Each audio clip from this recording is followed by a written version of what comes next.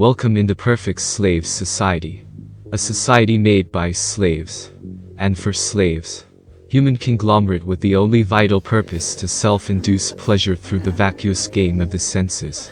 Inebriated and stunned in its own misery and vanity. Imprisoned in its down-going spiral of serial compulsive ejaculations.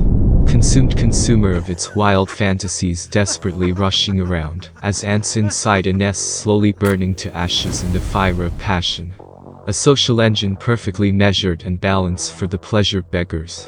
Miserable worshippers of their own golden chains called progress. Drudges working head down day by day to buy comforts and status symbols, stimulating their nerves until collapse, and finally imploding under the heavy weight of their own lascivious emotions.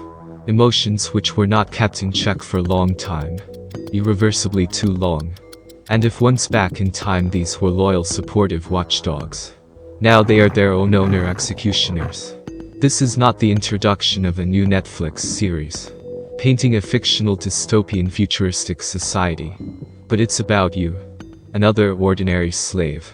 Another victim of the actual social engineering failure. Freedom is not the instinctive careless expression of every feeling, thought and deed.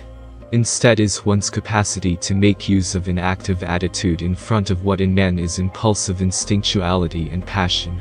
Freedom is not dictated by your civil rights, your bank account, or your indulging freely in promiscuity, but by the deployed power to control your instinctive nature in peace and wartime. Sex is one of the most powerful energies present in this world. Sex is the driving force of nature, a biological urge to reproduce in animals and humans alike.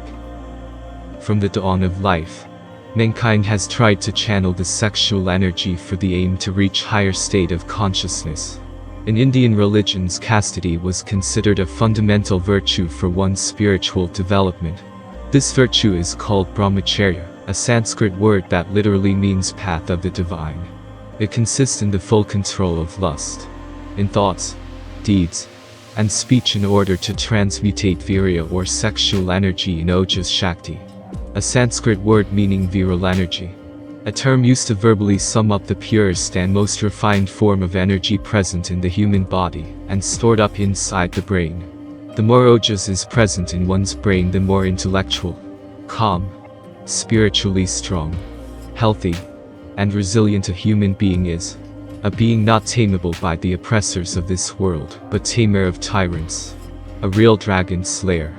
A freedom bringer, cause he in the first place defeated and controlled one of the most powerful demon of this world. Lust is its name. A person through the practice of yoga brings the seminal energy upwards in its head and enriches the mind. And so has been declared by the sages since the first mankind dawn. On the other side, if a man is unchaste, stamina, memory, moral vigor and spirituality goes away, while his senses get entangled between the physical world's mesh. This is one of the reasons chastity has been an institution in most of the world religious orders that produce spiritual excellence.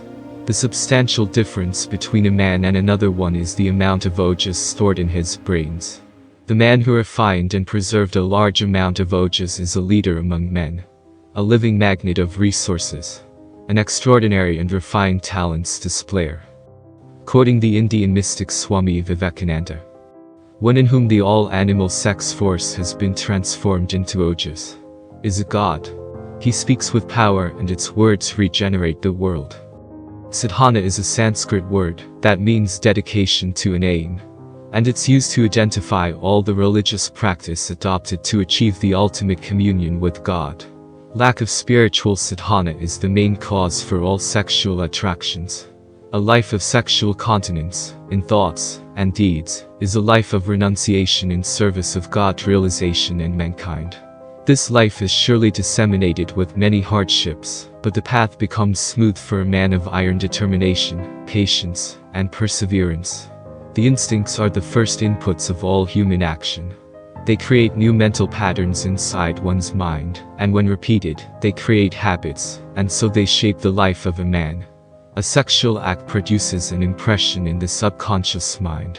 These impressions trigger imagination through memory. Then comes attachment to these mental projections, and successively comes sexual craving and burning in the mind and throughout the body.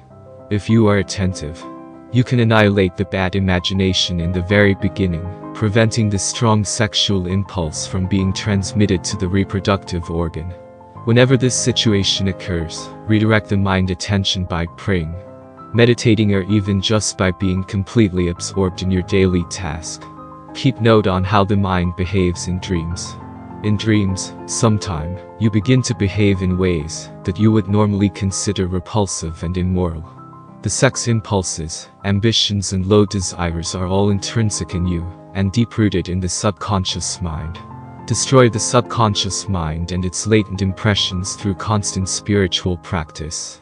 Be aware of your thoughts in your vigil state, as in the sleeping state, and control your behavior even in your dreams.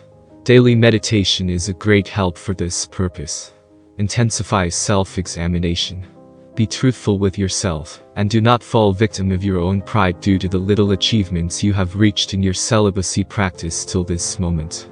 Remember, lust is a powerful enemy and attack whenever you keep the guard down. Eternal vigilance and endurance are mandatory features for whoever will to win this internal war against the dragon. In conclusion, wherever you are, dear friend, distant comrade, unknown brother, don't be timid and apathetic in the warm arms of a safe port. Don't listen to the coward and the lazy. Raise the anchor now, and face your fears, keeping firmly in mind the glory of the promised land that one day you will reach. Meanwhile, the mellow voices of the worldly sirens will always try to attract you.